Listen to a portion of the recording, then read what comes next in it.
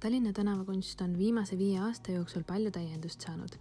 Lisaks kohalikele kunstnikele on Tallinna tänavaid täiendanud tänavakunstifestivalid Street Art Jam ja Mextonia, mis on toonud Eestisse mitmeid kunstnikke üle maailma. Street Art Jam kasvas välja tänavakultuuri festivalist JJ Street Baltic Session ning Mextonia festival oli Mehhiko kingitus Eestile 100. sünnipäevaks. Festivali raames loodud tööd laenevad nii Eesti kui Mehhiko folkloorist ja loodusest, mis tõttu näeb teostus mütoloogiat ja iidseid sümboleid mõlemast kultuurist. Street Art Jami käigus lõi Portugali kunstnik Bordalo Telliskivi loomalinnaku sissekäigu kohale lendorava prügiskulptuuri, avaldamaks toetust väljasuremisohus looma elupaikade säilitamisele. Ürituse raames maalis ka Kanada kunstnik Bonar A3 hoone seinale Kalevipoja. Mextonia festivali vilju võib näha muuhulgas Telliskivi loomalinnakus ja kultuurikilomeetril. Hispaania tänavakunstigrupp Boa Mistura on meile kinkinud Kalevipoja eeposest inspireeritud õnnemardika. Head ja halba õnne sümboliseeriva teose seovad kokku kohalikud tikandimustrid, sümbolid ning vastanduvad värvid.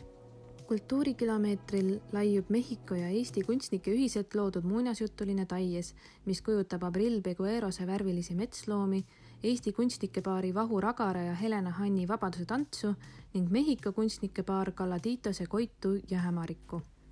Lendorava motiivi on kasutanud ka noorsootöötaja taustaga kunstnik Joel Artista, kes kaasas oma töösse Eesti rehabilitatsiooniasutuse lapsi, kelle panust saab lähedalt vaadelda Kalevipoja ja Sarviku võitlust kujutavas töös, mis peegeldab laste endi võitlust oma teemonitega.